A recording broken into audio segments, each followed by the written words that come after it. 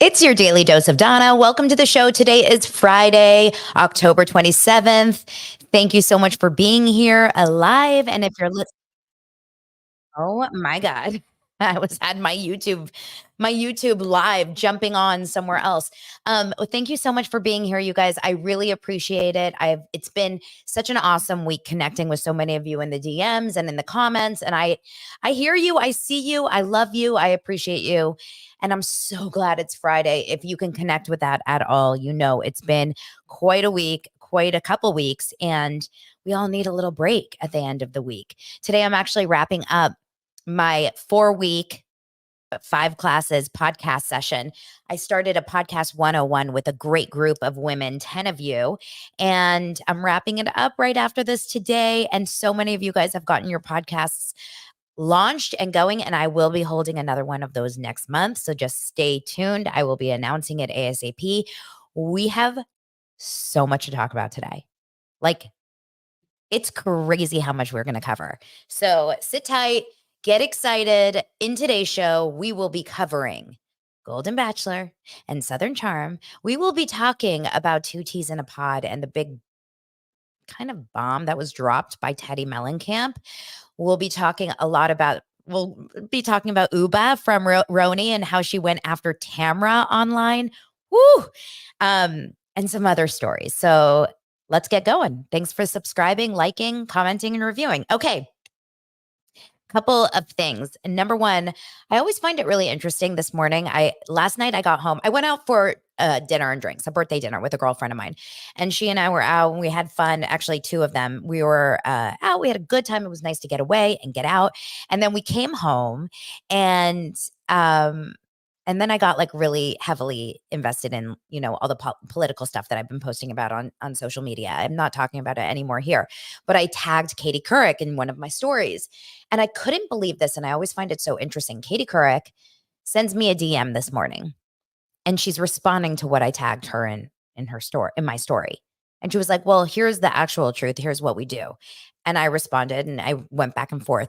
And then I told her, I was like, I love your book. By the way, if you guys are looking for a good memoir to either read or listen to, you should try Katie Couric's. You don't have to be like a news hound or even know so much about her. It's a really good read. I listened to it. I thought it was great.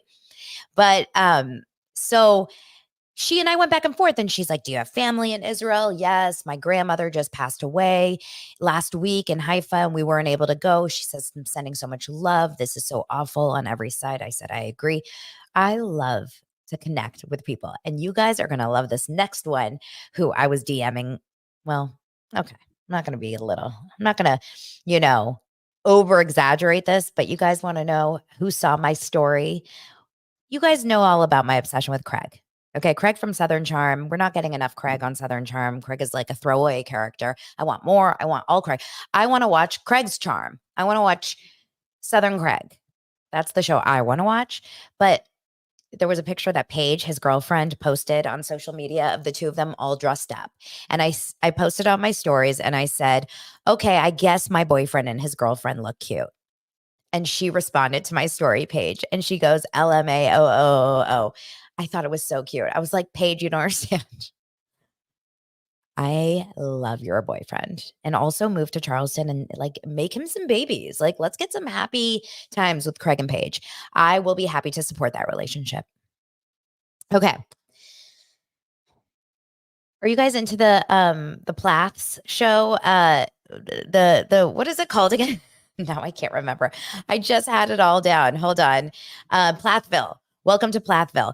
So I tried so hard to get into Welcome to Plathville. I really did. I thought like this is so up my alley because I love Sister Wives. I love the Duggars. Like I love these weird families and their shows. I couldn't do it. I only got to like episode 4. Tell me if I need to keep trying to. Tell me if I need to keep working it and trying to get in there. But I am just like the Plaths are hard for me. They're just hard for me. I have nothing to connect to. But anyway, so Olivia and Ethan Plath, who have been together for 7 years, married or 5 years, they've been married. And we see that in season 1. She was like, she introduced him to wine and beer.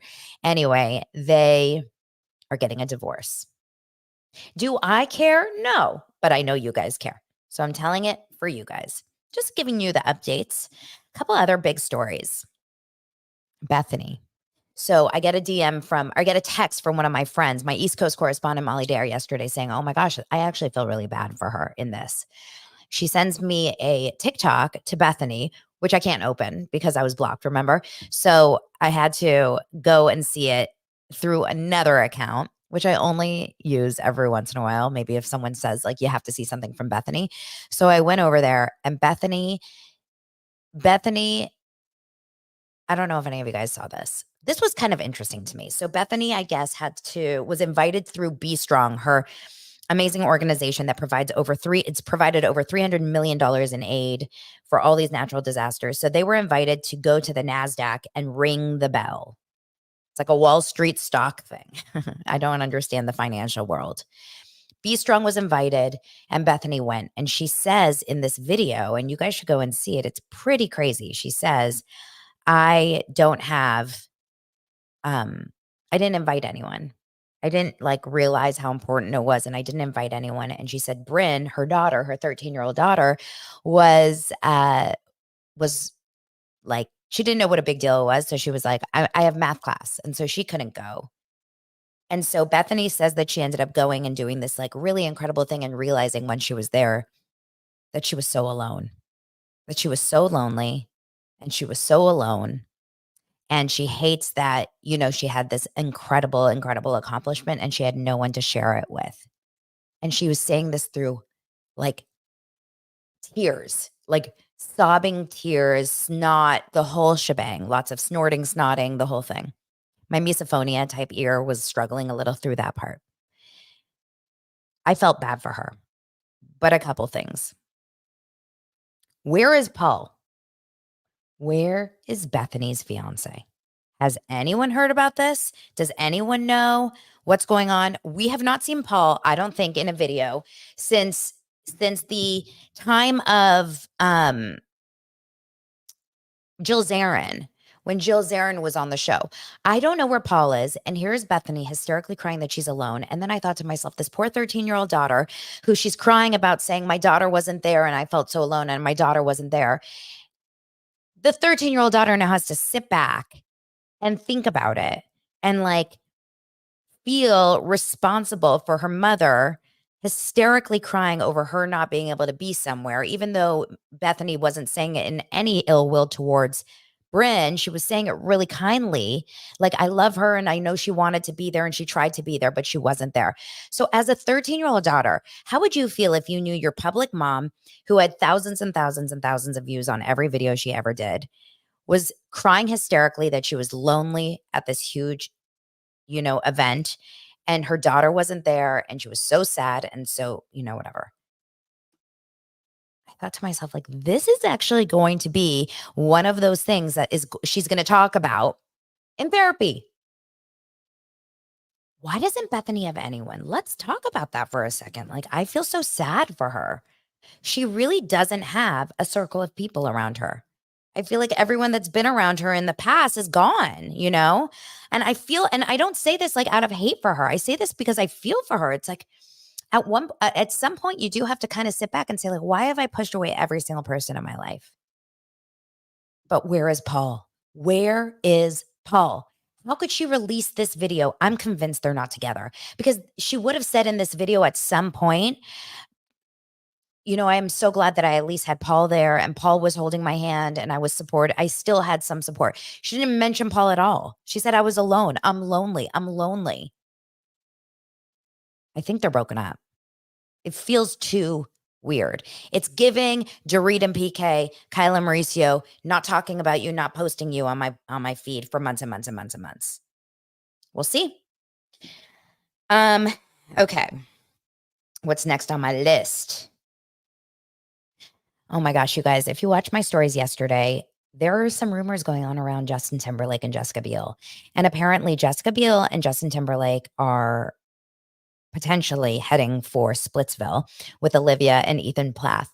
I hope for their sake that they don't split up. I think they make an adorable couple. I don't care so much for either of them. I've always liked Justin Timberlake, although some stuff has come out in the most more recent past, obviously, about him.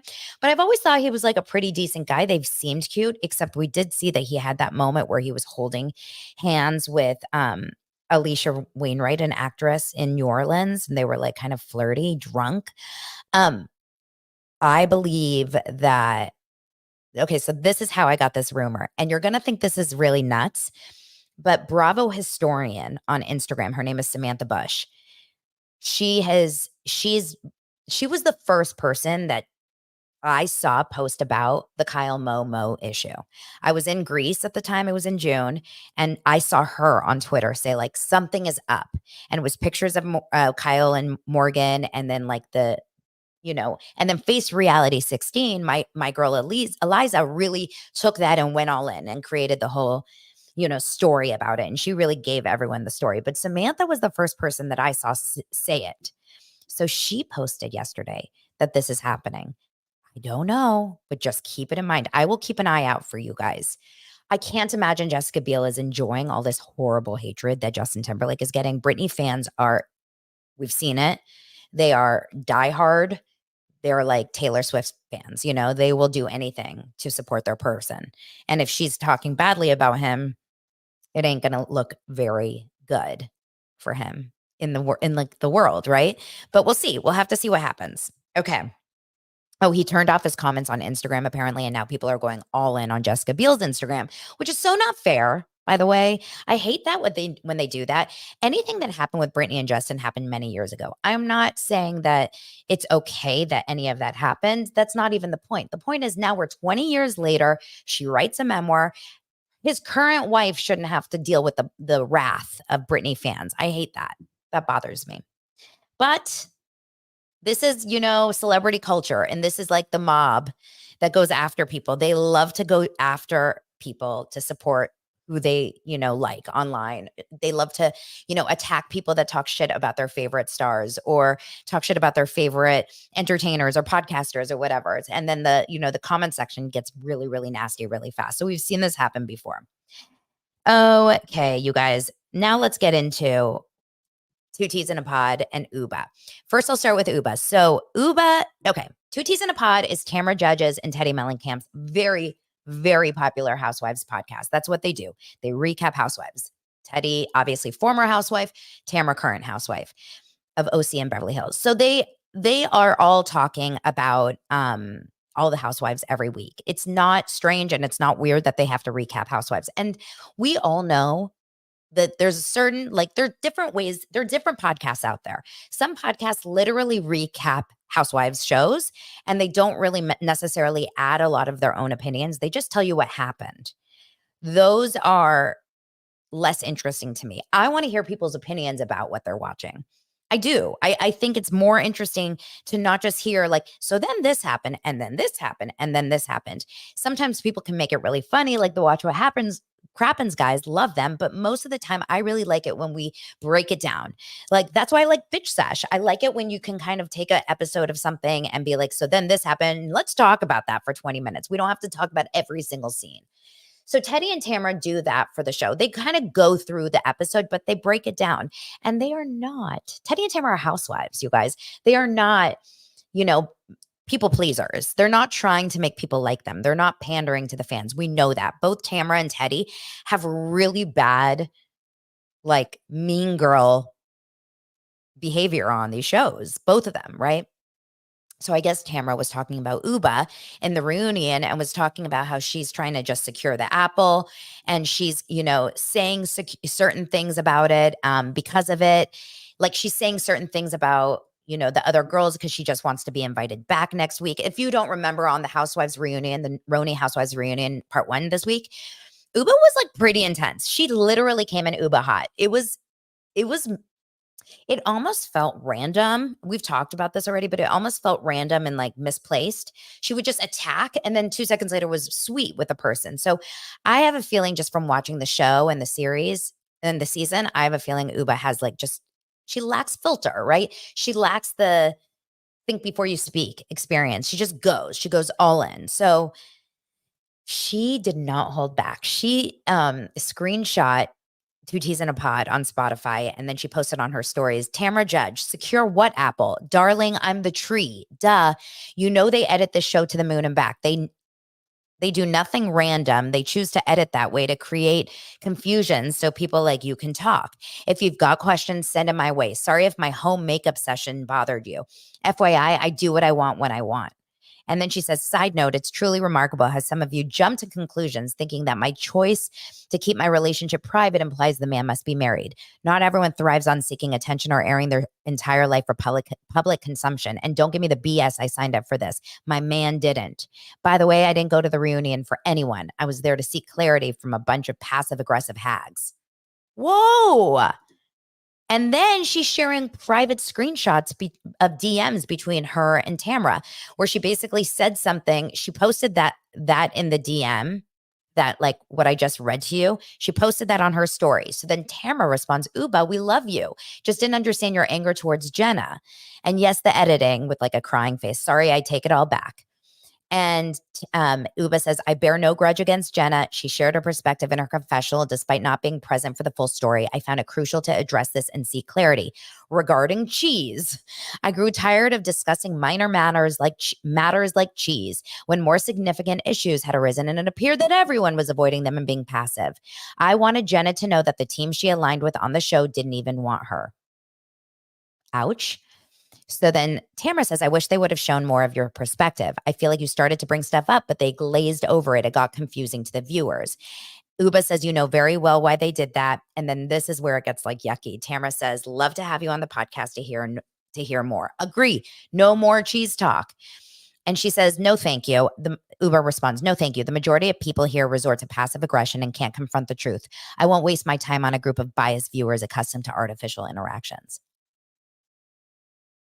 Whoa. It's a little much. It's a little much. It feels like, what is she mad about exactly? Like, what is Ubah actually mad about? Does anyone know? Has anyone kind of like figured it out? I don't get what she's like really truly mad about. Or is she just like, this is her personality? I just would not want to be on Ubah's bad side. Would you? Like, that's why I'm so glad that this podcast is still like a little like, baby duck, because it won't be picked up in press that I'm like, I am scared of Ubah. And I'm like legit scared of Ubah. I just find it really hard to understand. Like, she's gorgeous, she's pretty, and she's fun and funny. But when she's pissed, it's like it's all so confusing, you know? Okay, so let's keep going. Two Teas in a Pod. Did you guys listen to yesterday's episode? I am not going to take back any of what I'm about to say, because I do think, if anything, this is just promoting Two Teas. They don't need my promotions because they have the pretty much number one TV and film podcast every week. But Two Teas in a Pod is a very, very popular podcast. And it's always going to be popular when hot button topics like this can't, come out. Teddi Mellencamp was on Watch What Happens Live on Wednesday night. It wasn't a good appearance, right? I talked about it more on my Patreon yesterday. I went more deep into it. It didn't make her look great. Like, the way it was cut, not cut because it's not edited, but the way like the camera angles were going back and forth with Andy. Andy looked completely like annoyed with her. I don't believe that that's the case. I'm sure he likes her, but in the show, in the Watch What Happens Live episode, his reaction to her was so cringe. It was so freaking awkward. We all know this, right? I'm assuming Andy asked her to be on the show. Like, I don't think that Andy didn't ask her. I think that Andy did, but he probably felt the same way a lot of us felt, which was like, why are we trying so hard? It felt like trying so like hard to get sound bites or to be really funny. It was cringe. It was awkward. The whole thing made me feel uncomfortable. It did, right? I'm not alone here. So Teddi's very polarizing. A lot of you guys really don't like Teddi. I've always said that she wasn't the best housewife, but I like her as a real human being and I like her on her podcast. But yesterday really just like irked me, and I'll tell you why. She went on Watch What Happens Live and she started to bring up her own issues. When Andy asked her about everything that was going on with Kyle and Mauricio, Teddi decided to take that moment and basically say, um, seeing the pictures, or seeing that conversation between Kyle and Mauricio, that really awkward conversation was really triggering for me. She basically was saying that she and Edwin almost didn't make it. She was like starting to hint at all these personal things about her, which felt so incredibly out of place. Like she's not a housewife anymore. And so it did feel a little bit, trying to get Andy to maybe ask more questions. I mean, we can read between the lines, right? It looks like Teddi is trying to get back on the show. It does. And so then, but like Andy didn't take the bait, right? He wasn't like, whoa, oh, really? This is something that you've gone through. Edwin is meanwhile Teddy's husband in the audience. So whatever is being brought up this week, I imagine my guess is that Edwin is very much aware that Teddy's about to throw him under the bus this week to try to get either ratings for the podcast, press, or hopefully back on Housewives. So she records two teas in a pod, I want to say yesterday morning. So Housewives was Wednesday night and Watch What Happens Live. And then she goes and records this episode. I think my guess is that she knows that it was a cringe episode. She said of Watch What Happens Live. My guess is that she basically is aware of it because she kept saying it was a really hard time to be there. There was a lot of stress going on, et cetera, et cetera. But this is where I thought it was kind of crazy. So in the episode of Watch What Happens Live, um, Teddi kept saying how close her family was with Kyle's family. I'm going to reserve judgment just from what I know, but I think Teddi and Kyle are incredibly close. I can't imagine that Mauricio and Ed and Teddi are that close because Mauricio's in New York this week too. So they were all in New York at the same time, but Edwin and Teddi didn't hang out with Mauricio. There was no connection there. My guess is that, like, when people go through a divorce, like, who do you choose in a divorce? I'm guessing Teddi and Edwin chose Kyle.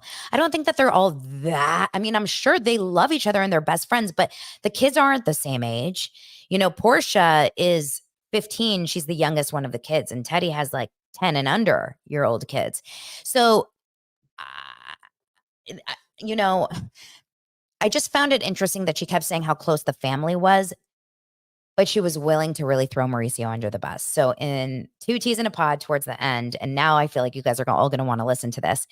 Teddi essentially says that season 1 of Real Housewives of Beverly Hills that she was on, her first season, so whenever that was, she said that entire season, that was basically how Edwin and I were together in scenes.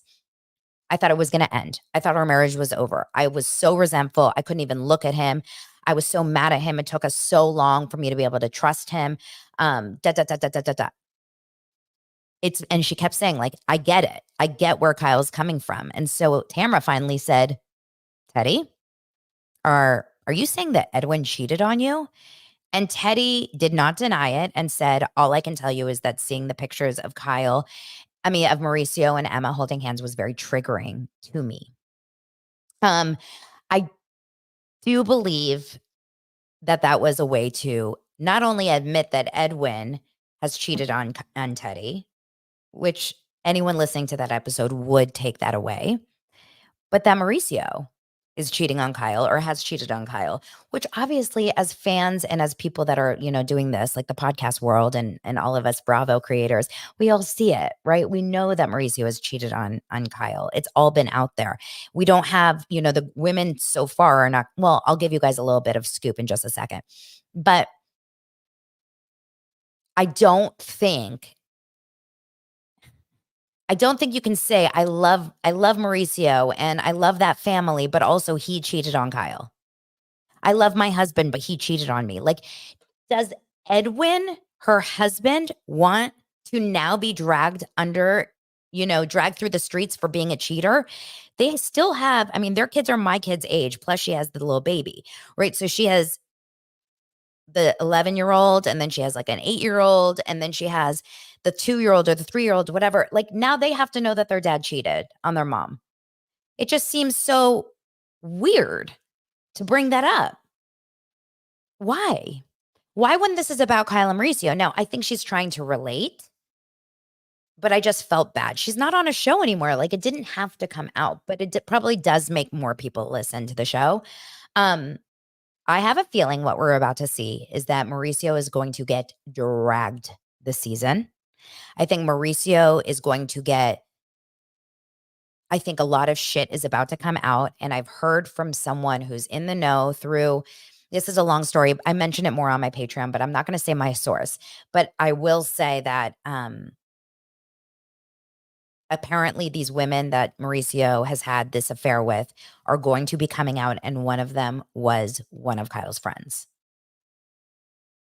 which could have possibly been the final straw of why Kyle hates Mauricio. But then she says, I love him and we're keeping things amicable and we still live under the same roof. So which is it?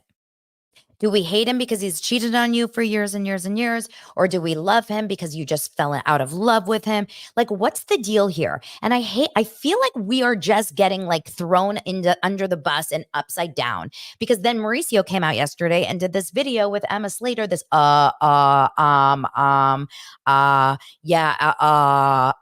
it's so weird. Every time Mauricio gets interviewed by TMZ and gets asked the hard questions, and then of course it's like with punctuated between some important information, which I think is a way of being like, what should I say next? He's holding hands with Emma, of course, a few days ago. And then they made this really weird video kind of saying like, nothing's happening between us. We're cool. I have a feeling that this whole entire season is going to be painting Kyle as the victim. And she had no choice but, to find someone else to fall in love with because she was left alone by her husband, who's the serial cheater. Guys, it's all messy. It's messy. What do you guys think? I don't know. I'm finding it a little bit hard to connect with. I really am. I can't. I feel bad for Mauricio, even if he's been a dick, because I feel like they're playing him right now, and I feel like he's in the game with Kyle. Like, the whole thing is so weird. I just want them to be honest, and I feel like we're never going to get an honest answer out of any of these people. This all sucks. I don't want to be lied to. And I also don't want people to make me feel like I'm stupid, right? Like the Dorit and PK thing. They may not be divorced, but they're definitely separated. So don't now act like everything's completely fine. Also, by the way, and I love Dorit, but you guys have to watch this trailer for next week.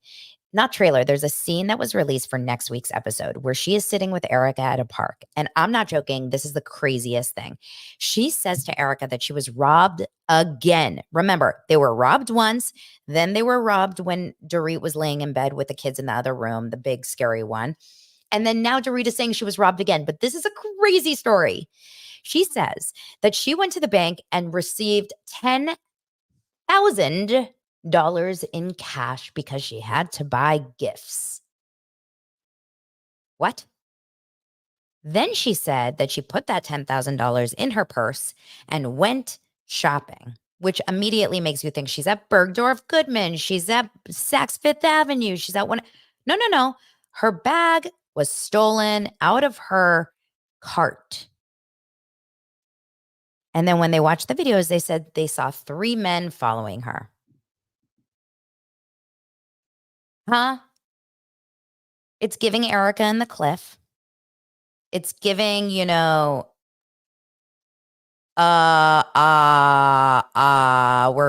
just friends. I just grabbed her hand. I'm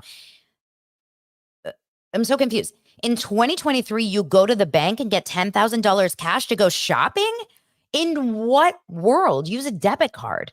Number 2, you go and you get $10,000 cash. You put that in your bag and then you put it in your cart and go to where? Trader Joe's? Ralph's? Target? Who puts that kind of cash in their wallet and then doesn't immediately put it in a safe or spend it somewhere? Who is just sitting with that kind of cash in your wallet walking around in a cart? There's so many things wrong here. I've never once put my purse in a cart. I always go shopping with my bag on my body or a belt bag or in a pocket. Like, I've never once left my purse in a cart after 10 years of seeing that, like, old grandmas get purses stolen from their carts all the time. It cannot happen. What's going on here? Something's up.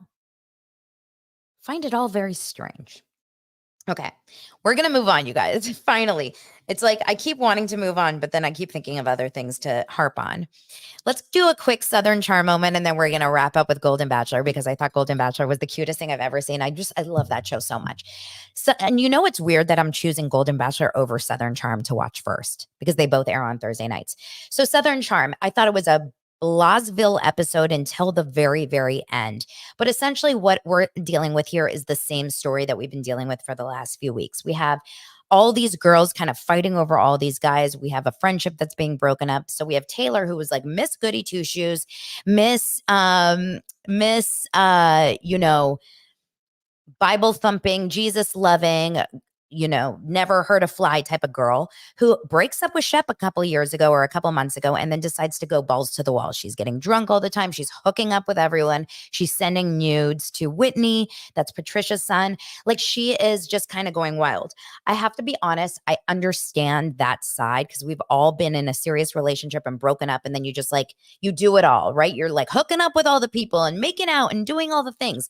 So I get that part. I do. I have to say. But you maybe want to go outside of your friend group a little bit because she really shit the bed here, Taylor. Not only did she kiss, apparently only kiss, we'll see, Austin, who happens to be her ex-boyfriend's best friend and also her best friend's boyfriend, like on and off again boyfriend. So there's just that. And then she sent nudes to one of her ex-boyfriend's best friends. It's all so strange.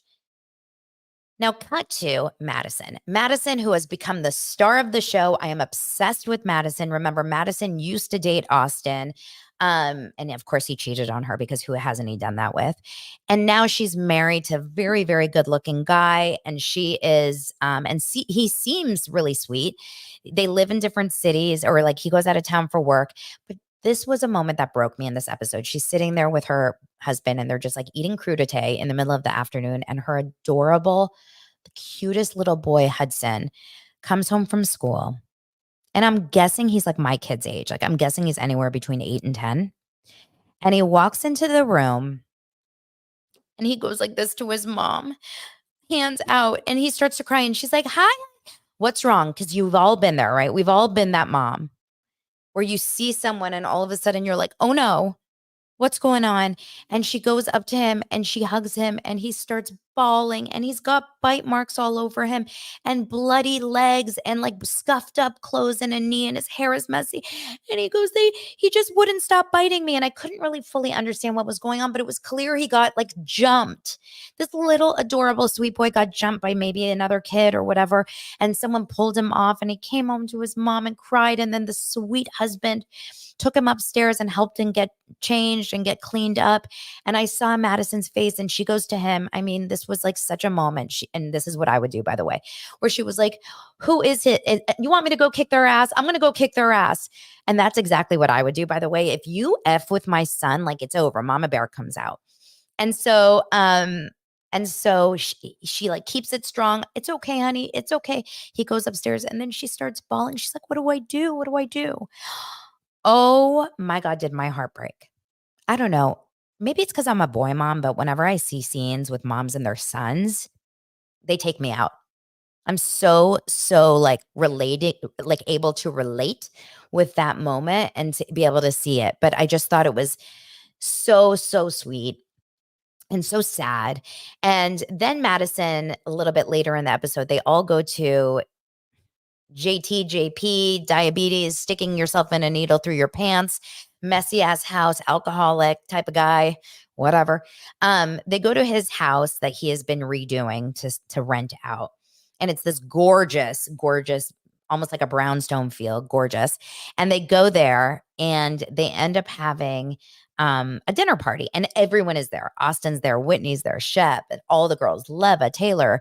Remember, Olivia has just been dealing with the sad loss of her brother, like the untimely loss of her brother. That was last episode. So they end up having this dinner party to hopefully kind of lift everyone's spirits and enjoy each other and go through this funky time together. But during this dinner party is when Madison starts kind of sharing the news that she saw the nude of what Taylor sent Whitney. And Whitney's a guy, by the way, in case you guys don't watch. And so she starts kind of sharing it with Shep and all the other people, all the girls. And I didn't love this part, I have to say. Like, I felt bad for Taylor because, like I said, we've all done some shitty things. I don't think it was nice that she kissed Austin, but the sending of the nude and like whatever, it's like, come on, let's be a little bit sensitive about, when people are just doing drunk, stupid things.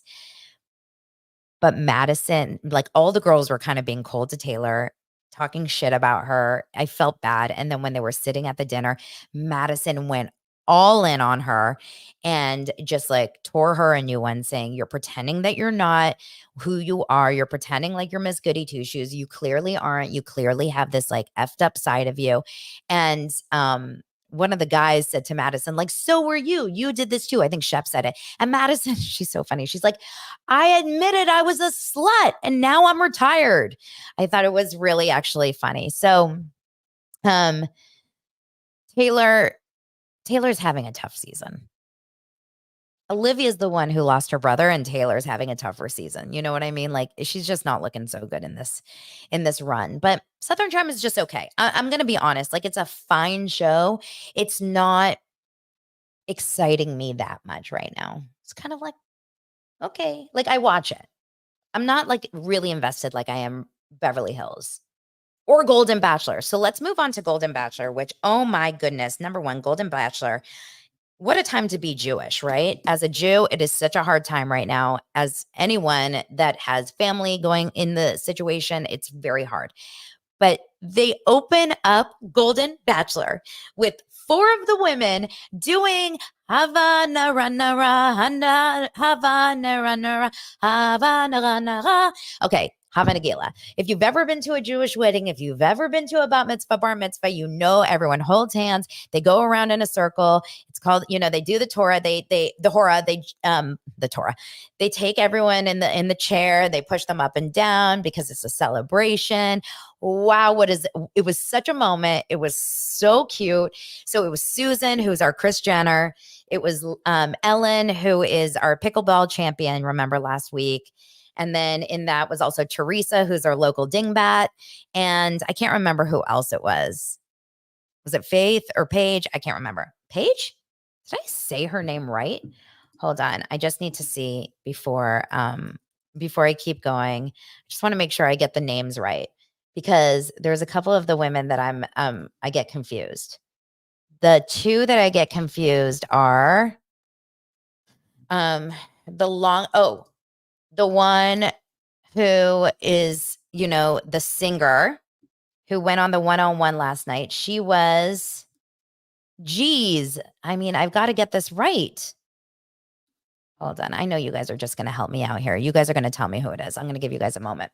So Leslie was the one that is the singer that went on the one-on-one date. Okay. So they end up having, this moment where they get to sit down. Okay. So Leslie is the one on the one-on-one date and Faith is the one that, is the other brunette one. They look very similar to me. Faith is the dance instructor. Okay. I hope you guys are, I want to be right. I don't want to be all messed up here, but just, stick with me.